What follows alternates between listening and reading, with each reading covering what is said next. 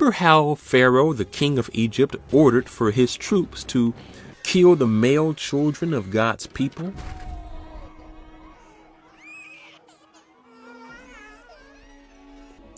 Well, Moses escaped from that when he was a baby because his mother placed him in a basket and he was sent to Egypt, right? Well, what did King Herod do? The same thing. He, just like the Pharaoh, he also had a decree to kill the male children when Jesus was a baby.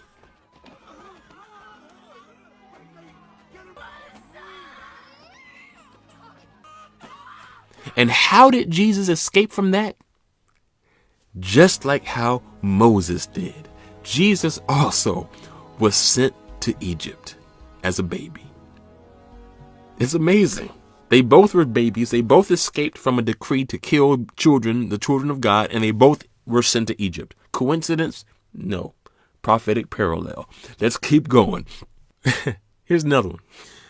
When Moses began his work for God, his entire mission was to save the Israelites from slavery to the kingdom of Pharaoh. Well, Jesus said himself that his mission is to save mankind from slavery to the kingdom of Satan. Let's keep going.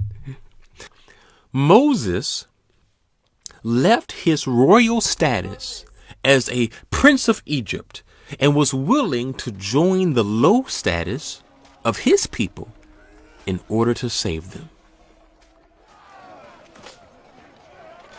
In the same way, Jesus left from royalty in heaven, sitting at the right hand of the Father, to join the low status of humanity in order to save us. Man, let's keep going. Why slow down now? Okay, check this out. Moses spent 40 days fasting on the mountain in preparation for what God would have him to do. Jesus also spent 40 days fasting in the wilderness on the mountains to prepare for what God would have him to do. It's all a parallel, man. Okay, now, this is big. I'm about to share another one. This is huge. Follow me here, okay? So, Moses performed signs and wonders, and the people believed in him because of it.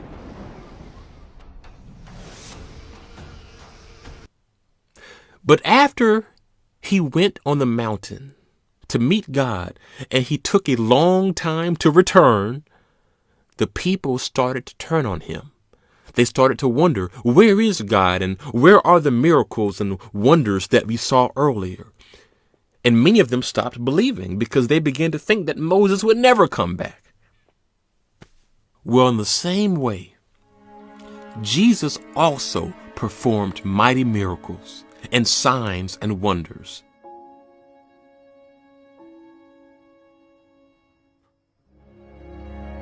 And when he was resurrected, he went up to Mount Zion at the right hand of God.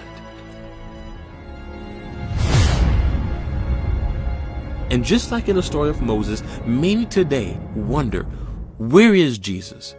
Is he coming back? Why is he taking so long? Which is exactly what the Israelites said about Moses. And many today are saying the same thing. They are also saying that, hey, we don't see a lot of miraculous signs today. We don't see people walking on water today. We don't really see a lot of the things that we saw or heard about. Where are the miraculous signs?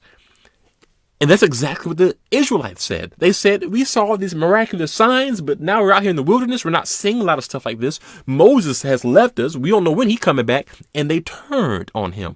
In the same way, Jesus said that the wicked generation before his return would say the same thing. They would say, where's his return? And they would say, we want to see signs. We want to see wonders.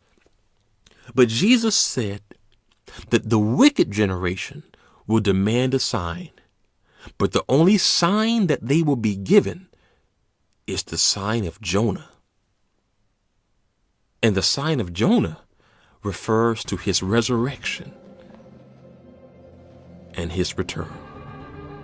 Jesus was telling them the sign that will be the greatest of all signs will be when I am resurrected and when I return. But friends, we better be on his side before that happens. You want more? Let's keep going. Another prophetic parallel. When the Israelites turned away from God and worshiped idols, Moses asked God to forgive them. And when Moses was talking with God, he even offered his own life for the salvation of his people. Well, in a similar way, when Jesus went to the right hand of the Father, he also offered his own life for us. But Jesus, he truly did die for the sins of the world. Let's just do one last one, okay? One more.